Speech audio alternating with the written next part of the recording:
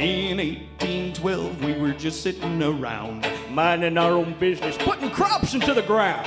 We heard the soldiers coming, and we didn't like that sound. So we took a boat to Washington and burned it to the ground. Coming to you from the West Coast, this is Politicos. Today is June 7th, 2018, and this is episode 89. Politicos is your weekly politics recap with a West Coast perspective. If you haven't already, make sure to subscribe, leave a review wherever you found us. We're up to 41 reviews now. Follow us on Facebook and Twitter, where we're at PoliticosPod, and support the show at patreon.com/Politicos. I'm Scott Delaneboom. And I'm Ian Bushfield, and today we're crammed into a tiny Vancouver Public Library recording room.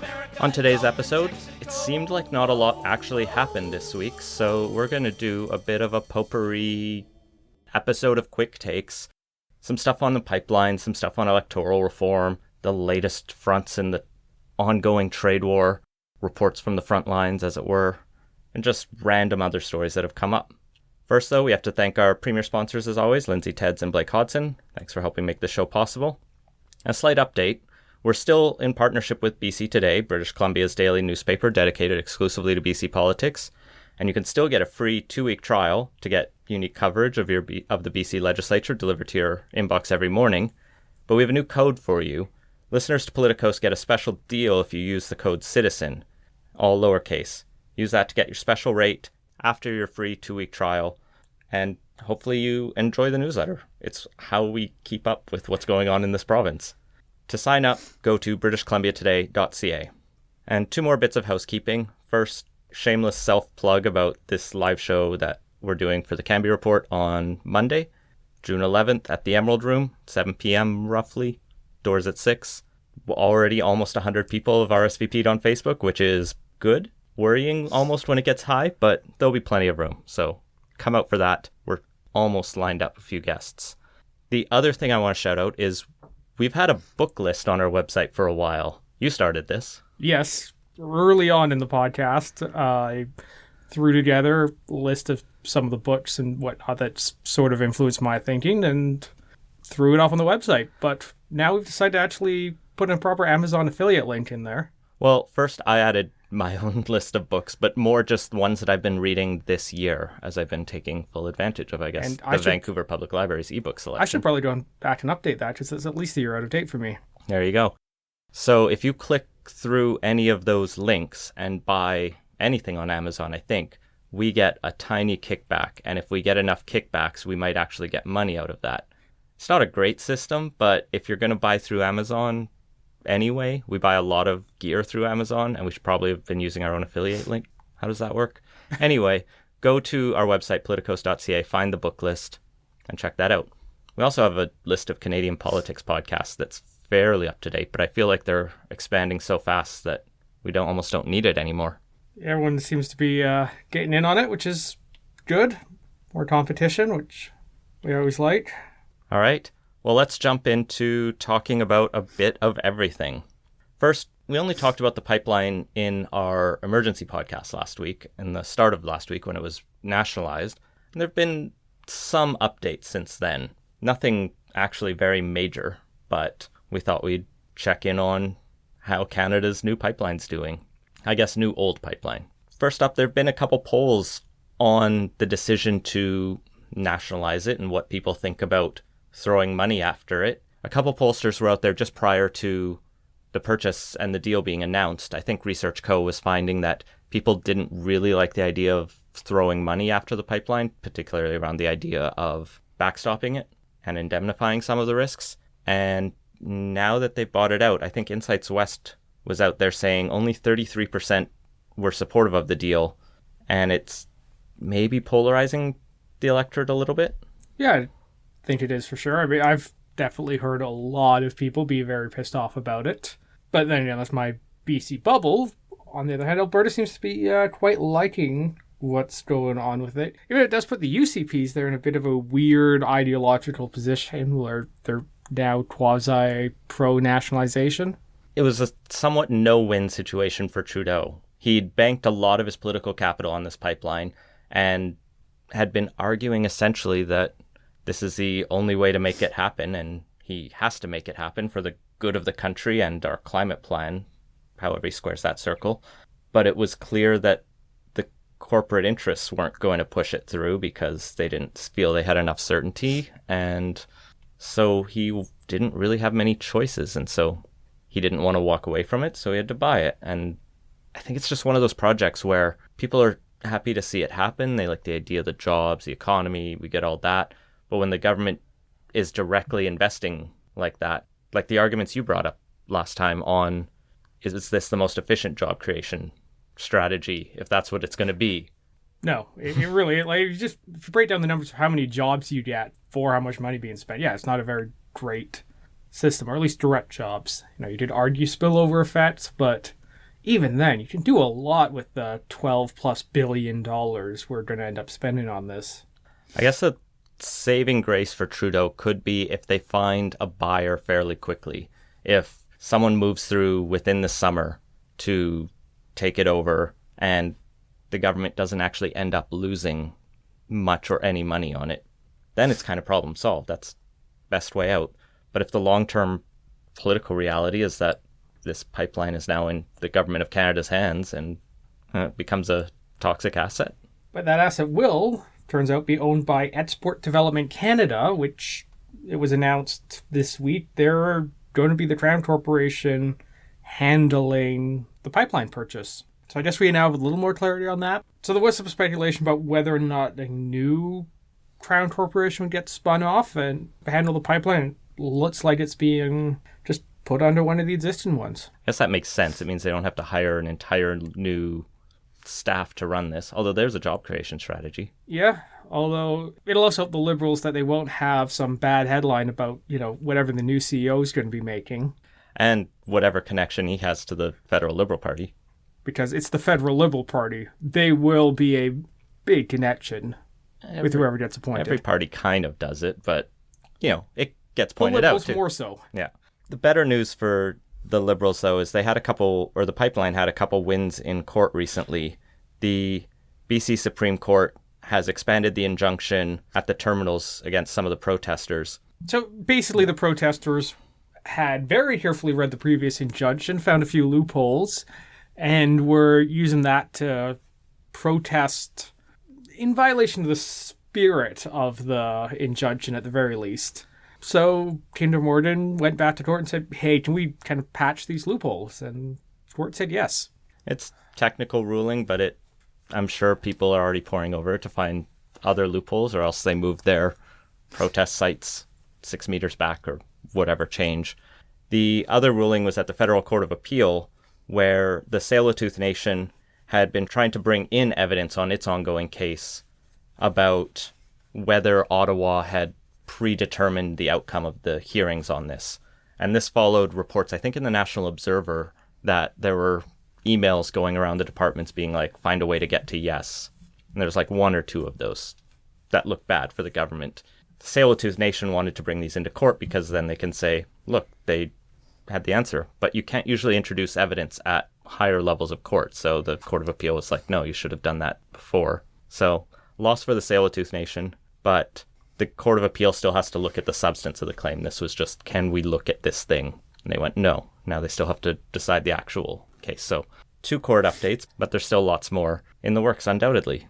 Well, they did well in court. Kinder Morgan got some less good press when their president, Ian Anderson, and the vice president of the Trans Mountain Pipeline Expansion Project, David Safari, got $1.5 million bonuses each for this sale. It kind of makes it look like, hey, this sale that was the only way out for them on the pipeline was just a way to line their own pockets. That's $3 million of our money that just went into their pockets. Yeah, well, I think it was worse for the government rather than Kinder Morgan, because, hey, these guys just offloaded what was looking like a dead weight around the company's neck. So, from are they doing a good job for the company point of view, you could argue it was a justified bonus.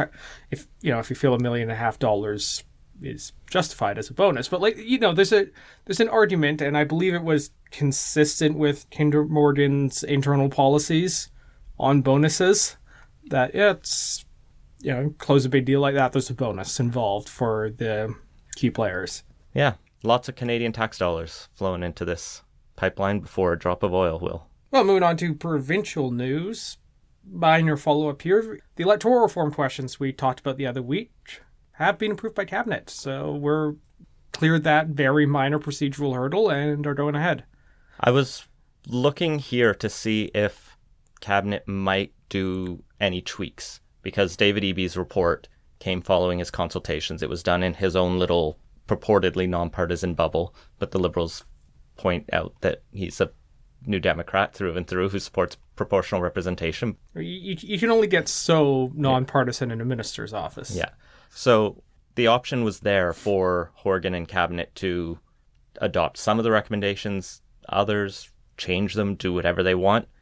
And I think they smartly just went, no, we're just going to take this as is. He did all the hard work on this. Let's send it over to Elections BC and let them do their work of printing ballots and mailing them out. And so it looks like we'll have our campaign officially running on July 1st, like was in the recommendations.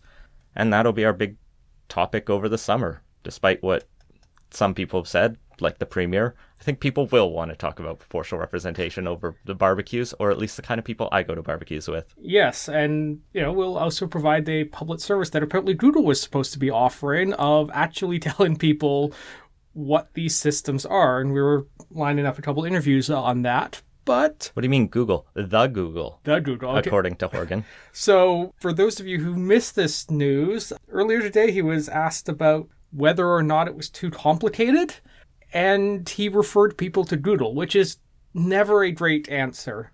There's information out there, but there's actually not much on this rural-urban system, yes, since it was literally invented for this. I think it got floated federally for the... A little bit, but the specific model they came up with. Yeah, I was at a Joyce Murray event back when the federal government was not very sincerely looking at the proportional representation thing. And yeah, it was one of the things discussed there. So it isn't entirely new, but it's still new enough that, people don't know what it is. And as a general rule, you shouldn't be telling people to just Google something unless it is one of the most obvious and well-known facts, and you're doing it to dismissively tell someone to go away.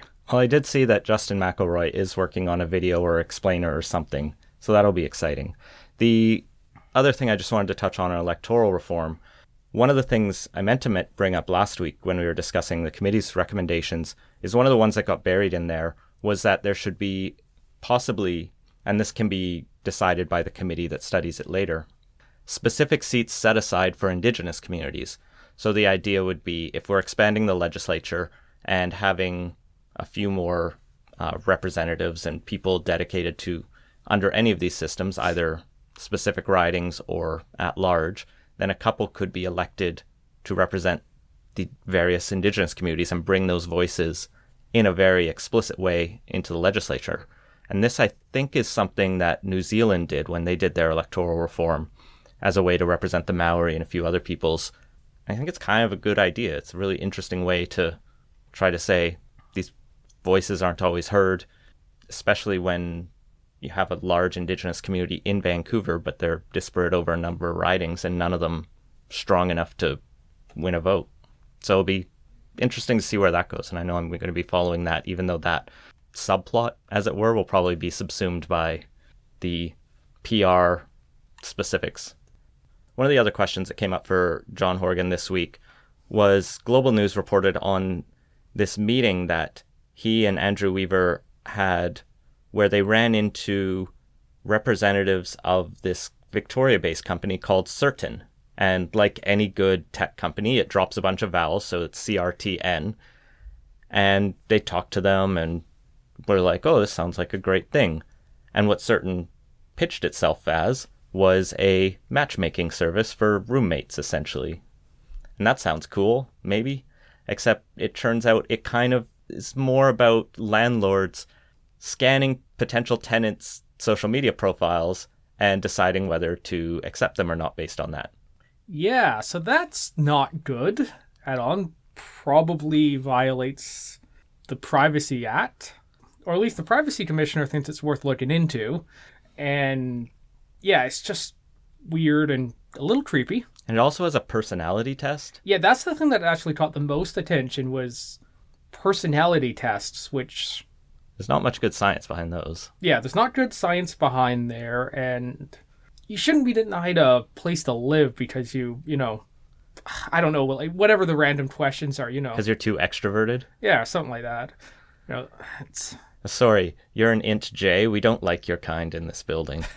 It seems like a minor thing, but apparently this company has already screened tenants for 40,000 rental units in BC, which is a significant number of places.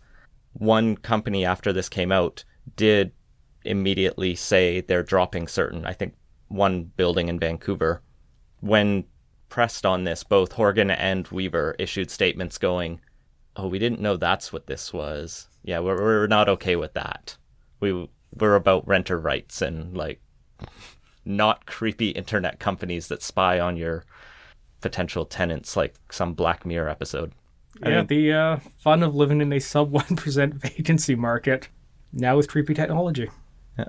I mean, with the statements distancing themselves, the story's pretty much blown over, but it's one of those things that I think we're going to see more of these kind of things, as you point out, with the tight rental market and just... there's a lot of horror stories out there.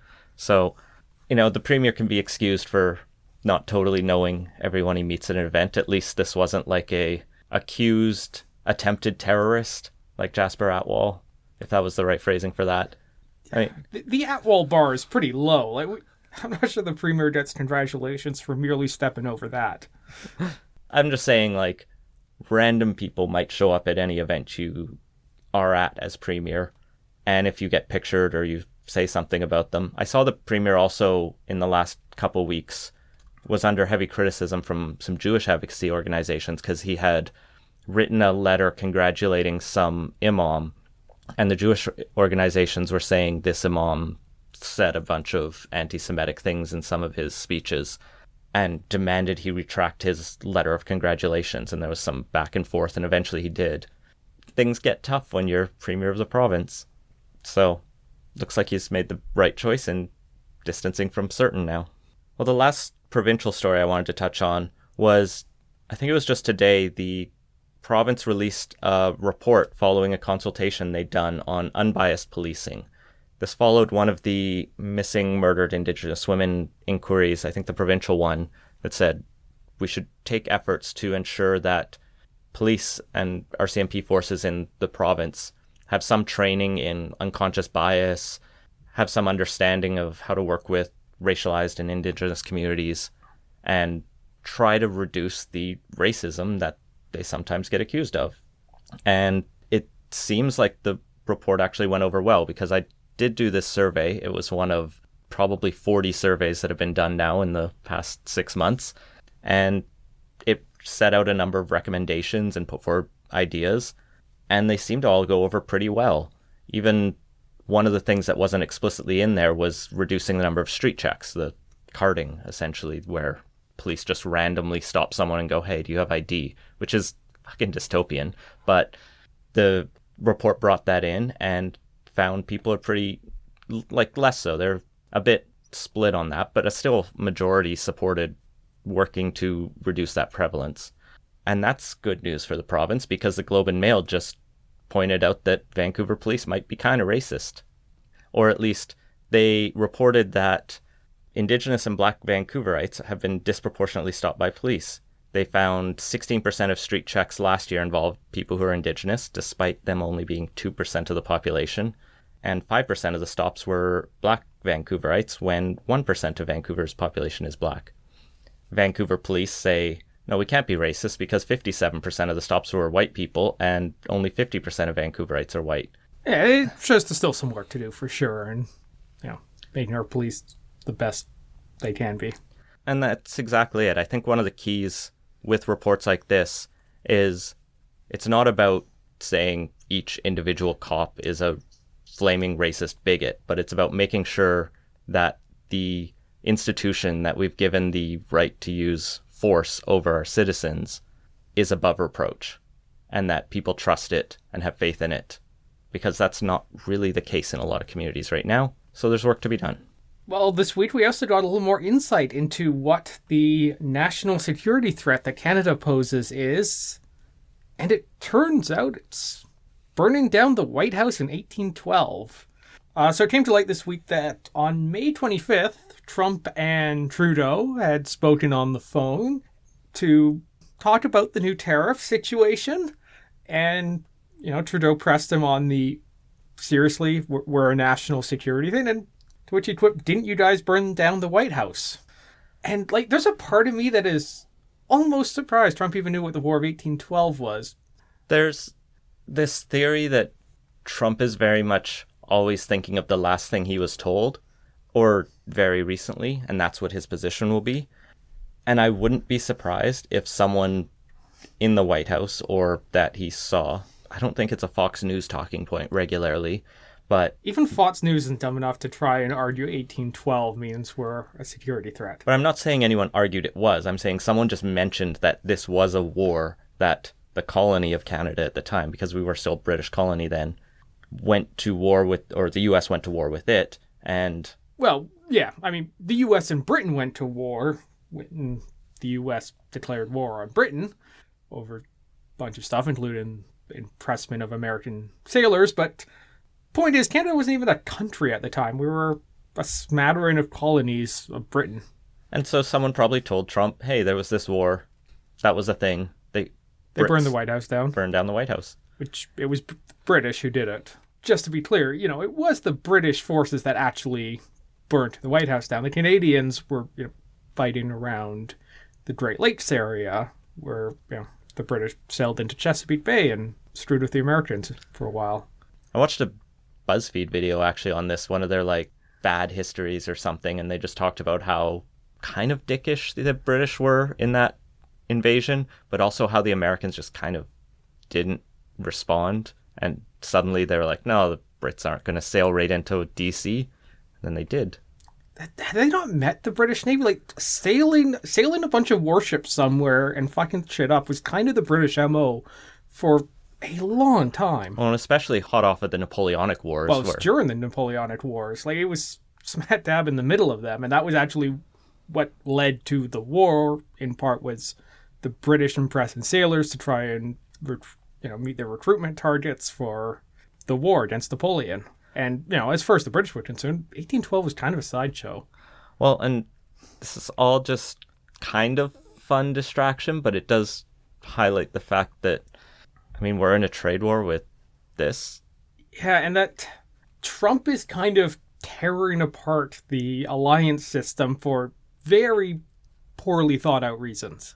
Well, and it's clear he was doing that from day one, or would be doing that from day one, and yet Canada's approach since then has, at the federal level as a federal government, has been almost like a soft version of appeasement. Let's go to events with Melania and no one knows where she is anymore, but they went and saw a play and they tried to say, oh, we'll get along. Well, then he did some speeches, but not directly pointing at them, just being we're still an open country. They have also done a really major lobbying campaign in the U.S., basically targeting anyone with any influence on trade or strong feelings on it, or any elected representatives whose districts would be affected. So there's been a lot of work put into this. But the public messaging has all been pretty sympathetic. And even following the announcement of the trade war, it was, how could they do this to us? We're friends. It is. The national security thing is pretty what the fuck. So yeah, we'll see how that goes. One thing I did see suggested this week by Scott Gilmore McLean's and picked up by a few American commentators as well, or at least discussing how, the most effective way to pressure Trump would be to kind of treat them as we do the Russian oligarchs and really target the Trump businesses rather than American products. And, take a not very normal tact when it comes to trade wars. Yeah, I'm in favor. Does that mean we can tear the Trump sign down on the tower around the corner? Yeah, it might be a little trickier, but yeah, it would make more sense than raising Canadians' costs to try and also pressure America. Plus, I think it would actually make Trump pay attention more.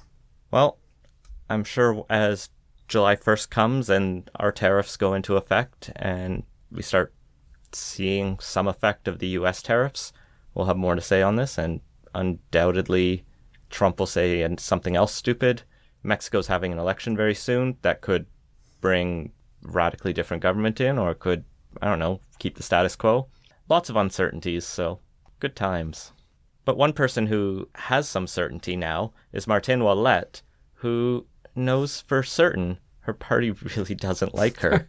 I think we talked when Mulcair got ousted with like a narrow vote against him, how rare it is for a party membership to really vote no on a leadership. Yeah, and the general view is that basically anything under 75% is considered like fatal for a leader. So keep that in mind when Ouellette goes into this leadership review and gets a good 32%, not even a third, who say, yeah, we want you around. The irony of the whole thing is that the Bloc Québécois had a second vote where they asked people if they liked this idea of focusing on Quebec independence as a key priority of the Bloc Québécois. And something like 2/3 voted in favor of that, which was Martine Ouellette's raison d'etre as leader. So it's a, we like what you stand for, but we don't like you. It is a, it's not me, it's you kind of situation. So Ouellette immediately resigned, tearful, as that is a pretty big blow to your self-confidence, and I can't imagine. And since then, 2 Bloc Québécois MPs have returned to the party, Michel Boudrias and Simone Marcil. Hopefully I didn't butcher those too much. a little bit. A little bit. I'm not Québécois. I don't speak much French. I believe it's Poudre. But another 5 MPs are sticking with their splinter party. Notable former Bloc Québécois leader, I believe, Réal Fortin, said they're not interested in a separatist party that has separatism at its core. So they're having a Quebec nationalist but not separatist party, which will, I'm sure, do great in the next election, as other splinters have happened in recent Canadian history that I can't remember. I know they've happened. I just don't remember who they were. The, what was it? Strength and Democracy, right. I think it was. That came out of 2 MPs who defected from the Bloc Québécois. I think one was New Democrat, or they followed later. Okay. But yeah, there was 2 Strength and Democracy MPs in Parliament, and they did not do well in the next election. The best part of that anecdote, though, is I think they even had a couple candidates in Ontario running for them. Yeah, in the Franco-Ontario parts? Potentially, that might be the strength there. But, your Quebec nationalists just don't do well outside of Quebec, I guess. Or in it anymore. So the Bloc is once again leaderless, and I guess we'll have to go through another leadership race, which the last one picked Ouellette by default, I believe. So I don't think the tough times are over for the Bloc Québécois. Probably not. And separatism itself doesn't seem to be quite the rallying cry it used to be. And I can't imagine this has helped. Well, one other federal politician who got a little more certainty this week was Kent Hare, who reported that the investigation into the harassment has completed and that he will be back in caucus, although he is not returning to cabinet. Hare had faced allegations over a number of comments and he had made in elevators with women, or being too touchy, and those kind of problematic elements. And the Liberals swiftly put him out of caucus, removed his cabinet positions, and launched this investigation. So he's undoubtedly happy to see it over. It doesn't seem like we know exactly what the investigation found yet, although that they brought him back into caucus suggests it wasn't it wasn't red damning, line. yeah.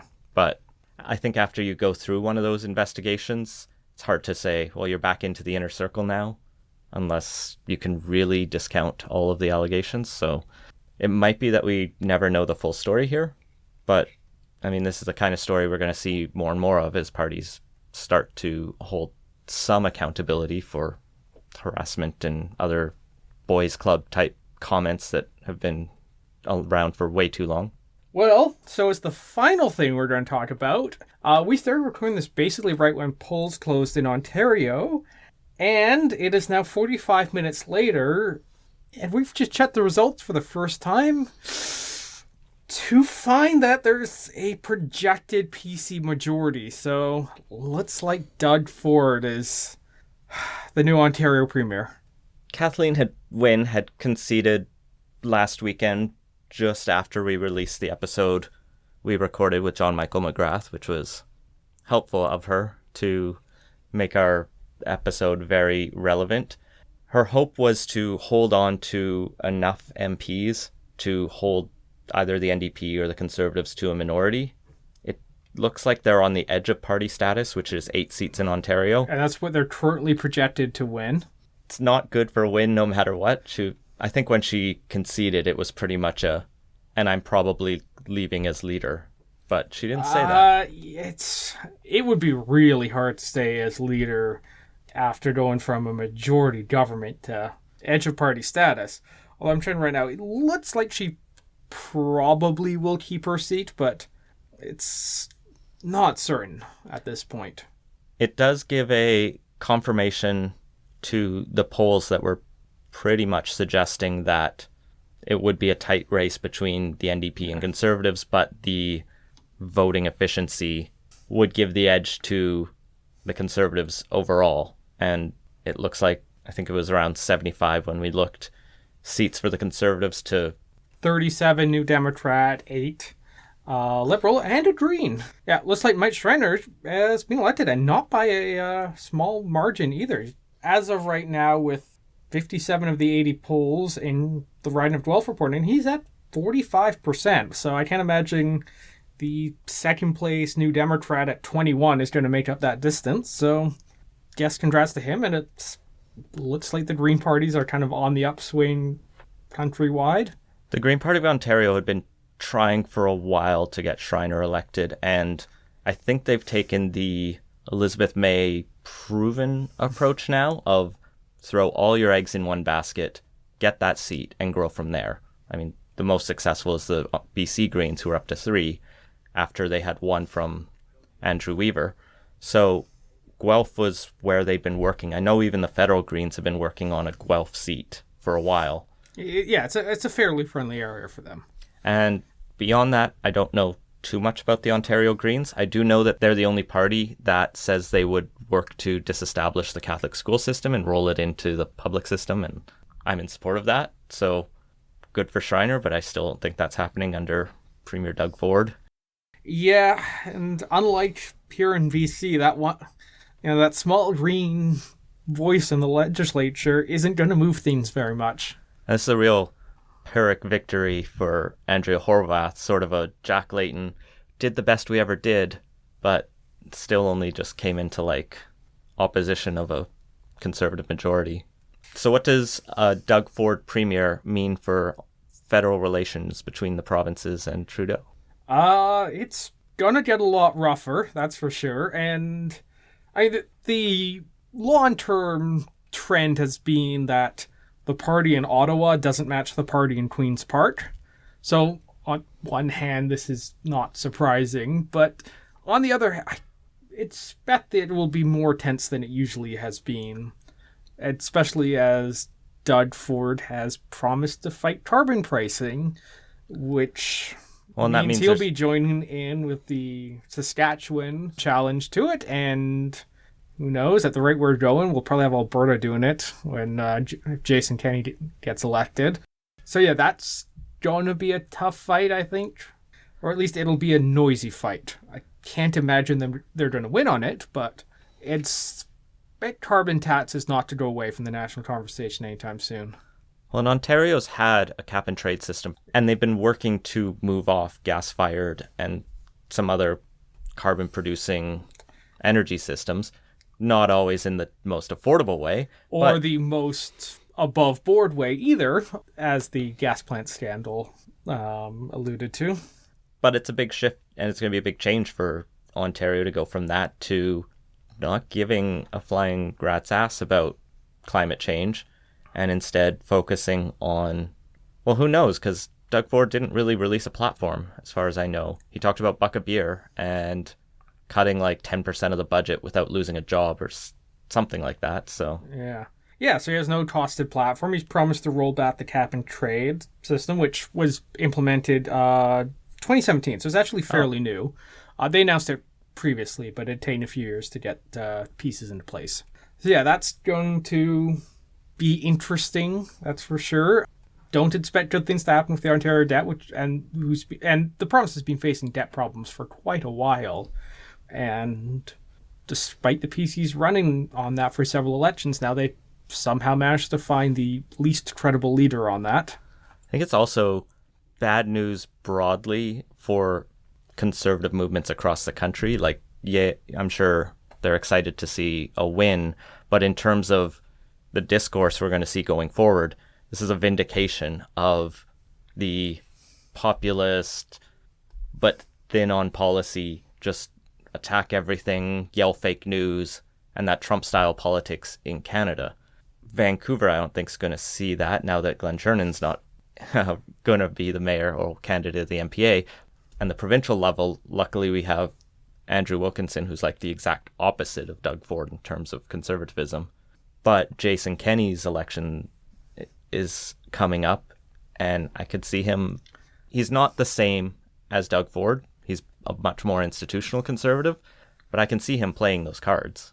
Yeah, I think we'll see him lean into that for sure. And we could see Scheer go the same way. Not that he'd be effective at it. Yeah, I mean, he's already hinted at that a bit with some of his Rebel Media connections and whatnot, although he's also downplayed that a bit, but wouldn't surprise me to see that pop up in the upcoming election. Do we see Doug Ford taking any pipeline positions? I expect if he does take them, and I think there's a decent chance he does, he'll be pro-pipeline. And so it's a shift. Like, Ontario's Canada's biggest province, and for them to go from Kathleen Wynne, who brought in progressive sex education, who tried to put the, happy spin on Ontario, even while there were the scandals going on, to Doug Ford, who I don't think anyone expects the scandals to go away. No. They'll just be like, well, obviously they go with him, and it just perplexes me that 40% of people are happy to vote for this. There's this weird thing in politics where, if you get a reputation as scandal prone, subsequent scandals don't hurt you as bad, and it's people just shrug off whatever the latest Trump news is. Whatever, it's Trump being Trump. And you get a bit of that with the Fords, too. Well, and it's a way of, rather than apologizing for scandals, which then, validates that people should be upset, it's just doubling down as a way to avoid the controversy. Or just even brush it off as say, yeah, whatever. It's just dumb. Don't spend your time on that. And the media doesn't know how to respond to that. Well, I'm sure we'll have more to say as the final results come through and it shakes out into what this means politically across the country. Yeah, I'm sure we'll be talking about this for a while now, because this will undoubtedly shape national politics as well as, Ontario provincial politics, obviously, for quite a while right now. As we're signing off here at 6:57 Pacific time, PCs have 72, NDP 40, Liberals 8. So the NDP's gained a bit since we checked the results at the start of this segment, but definitely looks like that PC majority is not just projected, but doesn't come through at this point. Any final thoughts? This is going to be bad for Vancouver housing prices, since we're going to have a flood of people from Toronto trying to get here. Yeah, I don't know. People say that every time a Republican gets elected, and you don't get that flood of people moving to Canada. And I don't think you'll get that happening in Toronto either. I did see Jen Gerson tweeting out that Alberta has a high vacancy rate in offices and would be very welcoming to Toronto refugees, to which Shannon Waters replied, yeah, until you elect Jason Kenney. It was a bit more subtle than that, and I'm sort of butchering both of their tweets, but since we didn't write down a best of bcpoli, I'll just give it that exchange as one thing I enjoyed today on Twitter. So I'm sorry, Ontario. Better luck next time. And that has been Politos. Find links to stories we mentioned in the show notes at politos.ca. Make sure to subscribe wherever you listen to podcasts, and follow us on Facebook and Twitter at PolitosPod. Leave us a review and let us know what you think. Support the show and get early access to our interviews at patreon.com/Politos. And if you have ideas for the show, feel free to send to us. Thanks for listening.